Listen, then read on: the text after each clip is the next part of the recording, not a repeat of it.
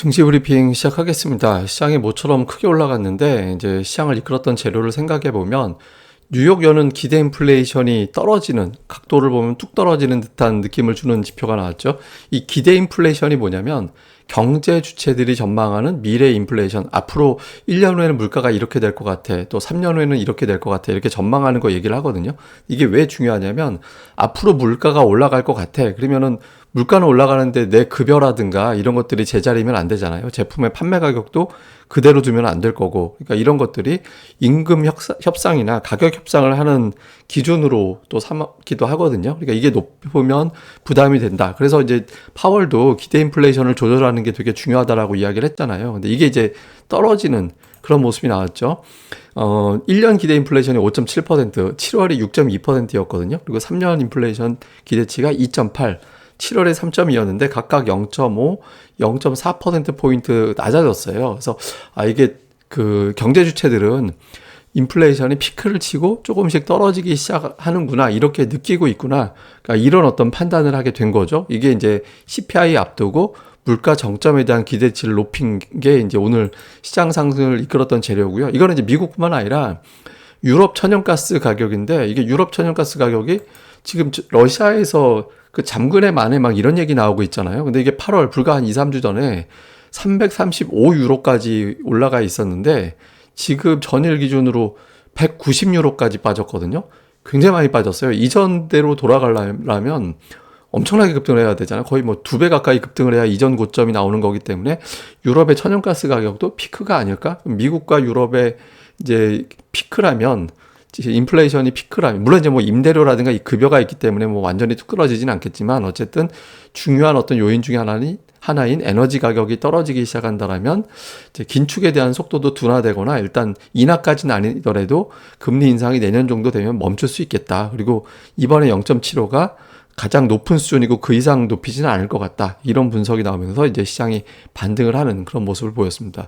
그 다음에 또 하나는 이게 이제 애플 데일리로 등락을 갖다가 막대 그래프로 표기를 한 건데 5월 27일 이후에 가장 많이 올랐거든요. 거의 4% 가까이 오늘 급등을 했잖아요. 그러니까 애플이 시가총액 1위 종목인데 시가총액 1위 종목을 4%로 올릴 정도라면 증시에 대단히 센 자금이 들어왔다라고 보는 거거든요. 그렇게 되면서 삼성전자도 2021년 11월 20일 이후에 가장 큰 폭으로 올라가는 그런 모습이 나왔죠. 근데 제가 이제 계속 말씀드린 게 삼성전자가 기술적으로 대단히 중요한 위치다. 이게 달러 차트 기준으로 120 월선이 있는데 120 월선을 깨고 내려가면 여지껏 두 번, 그러니까 98년도 우리나라 그 IMF 위기 때, 그다음에 2008년도 리먼 사태 때, 그때 이후에는 밑으로 잘 안 내려갔거든요. 그래서 근데 이걸 깨고 내려간다라는 거는 글로벌 경기에 굉장히 심각한 타격을 주는 그런 어떤 국면이다라고 볼 수 있기 때문에 여기서 좀 돌아서는지가 되게 중요했거든요. 근데 거기서 돌아섰죠. 좀 확대해서 보면 여기서 꼬리 달고 올라가서 120 월선 중요한 자리에서 이제 삼성전자가 돌리는 그런 계기가 됐거든요. 그러니까 삼성전자를 또 5% 정도 올렸다라는 거는 뭐 우리 증시에서도 좀 아주 강한 매수세가 들어왔다. 근데 이 매수세가 추세 매수라기보다는 아마 숏 커버라든가 이런 것들이 더해졌기 때문에 뭐 추세로 이어질지는 뭐 재료라든가 이런 걸 조금 더 지켜봐야 될 겁니다. 그다음에 이제 오늘 수급은 외국인들이 이제 매수로 들어왔죠. 9월 들어서 처음으로 매수하는 그런 모습을 보였고 개인이 양시장에서 1조 4천억을 팔았죠. 만약에 하루 정도 이렇게 더 팔아버리면 개인들이 확보한 자금이 2조 원이 넘게 되잖아요. 거의 3조 원 가까이. 그러면 시장이 빠진다 하더라도 저 확보된 자금으로 방어할 수 있는 힘이 생기거든요. 그래서 개인이 하루 정도만 저렇게 더 매도를 해주면 시장이 조금 더 수월하게 갈 수도 있을 것 같습니다. 그리고 이제 관심 모으는 건 외국인들이 뭘 샀나. 삼성전자인데 아쉬운 게 뭐냐면 생각보다 삼성전자를 되게 많이 산 건 아니에요. 뭐 750억 정도니까 대량으로 산 건 아니거든요. 이제 애플 관련주 LG 이노텍이 들어가 있다라는 게 특징이고 뭐 시가총액 상위 뭐 비교적 고르게 담는 그런 모습이 나타났습니다. 근데 어쨌든 삼성전자 매수로 들어왔고 하이닉스는 주목해 봐야 되는 게 지난주에 처음으로 이틀 연속 매도가 나왔었거든요. 그래서 하이닉스 이틀 잘 매도 안 했었는데 그게 혹시 뭐 만기 때문인지 아닌지 싶었는데 오늘 매수하면서 이틀 동안 매도한 거 이상으로 매수를 해버렸거든요. 그래서 하이닉스에 대한 추세에는 큰 변화는 없었다. 이것도 좀 다행스러운 대목이고 코스닥 쪽에서는 뭐 2차전지 관련주를 비롯해서 업종에서 골라 담는 그런 모습들이 나타났습니다. 그리고 오늘 반도체가 강하다 보니까 뭐 반도체라든가 이런 관련된 종목군들도 주성이라든가 LS 세미콘이라든가 동진 세미캠이라든가 뭐 테스나, 하나마이크론, 네페스 이런 종목군들이 들어갔거든요. 그리고 기관 같은 경우도 IT 계열의 종목들이 조금 더 이전보다는 많이 포진되는 그런 모습을 보였습니다. 그래서 오늘 삼성전자 강세가 시장을 주도했다. 근데 이제 전체 수급은 외국인 선물 되게 많이 샀는데 또 옵션은 또 콜을 팔고 풋을 샀거든요. 그래서 단기적으로는 좀 변동성도 염두에 두는 그런 베팅이 나온 것 같습니다. 자, 이후에 이제 중요한 이슈를 보면 CPI죠, 뭐.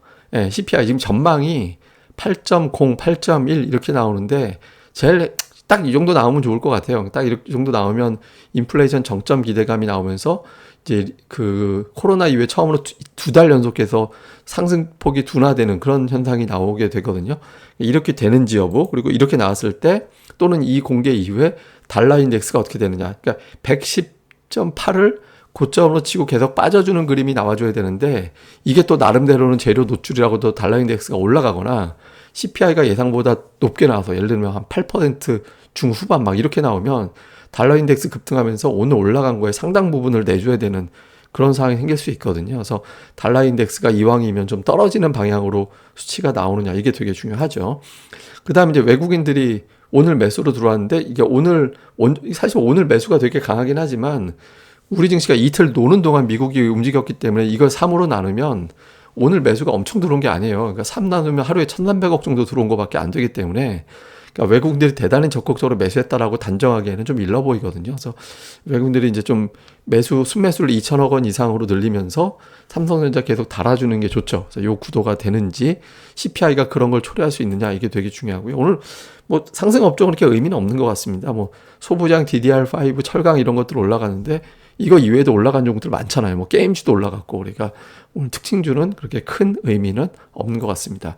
그 다음에 이제 반등이 이어질지 제가 이제 오늘 장중에 이거는 텔레그램이나 카페에 올려드렸던 재료죠. 내용인데 외국인들이 대량으로 선물 매수하고 나서 어떻게 됐나 뭐 떨어질 때 받느라고 매수한 적도 있고 올라갈 때 끌어올리면서 매수한 경우도 있는데 이제 그 경우가 다 다릅니다. 근데 어쨌든 한 달 후를 봤더니 10번 중에 10번의 사례 중에 8번 올라가고 한 번 빠지고 그래서 이제 대체로 대량 매수 들어오면 그 직후에는 뭐 등락 나오지만 한 달 후에는 올라가는 경우가 조금 더 많았거든요.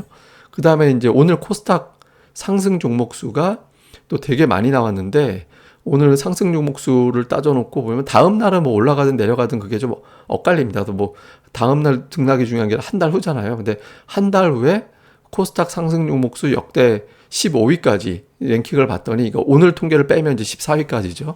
한 달 후에 다 올라가긴 했거든요. 그러니까 이렇게 이제 떨어지는 상황에서 급반등이 나오면 조금 더 상승이 이어지는 경우가 많더라. 이런 데이터가 있긴 합니다. 근데 이제 문제는 뭐냐면 코스피가 지금 61선 돌파는 어떻게든 하긴 했는데 이게 121선은 돌파를 못하고 있잖아요. 이게 2,530 정도 되거든요. 지금 위치에서는.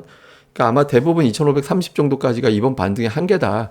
이렇게 보는 시각이 많습니다. 그래서 아직까지는 기술적 반등, 진짜 반등은 저거를 돌파해야지만 인정. 그러니까 지금은 2,530까지만 일단 보고 그 다음에 돌아가는 상황은 그때 가서 보자. 그리고 그나마도 갈 수 있는지 CPI가 대단히 중요하다. 이 정도로 보시면 될 것 같습니다. 그리고 정말 센 장은 61선이 121선 골든크로스 뒤집어야 상승이 확인되는 거예요. 근데 지금 아직 뭐 그런 건 아니잖아요. 그래서 또 기술적 반등 하나보다 현실적으로 이렇게 보고 그 이후에 돌아가는 추이 보는 게 현실적일 것 같습니다.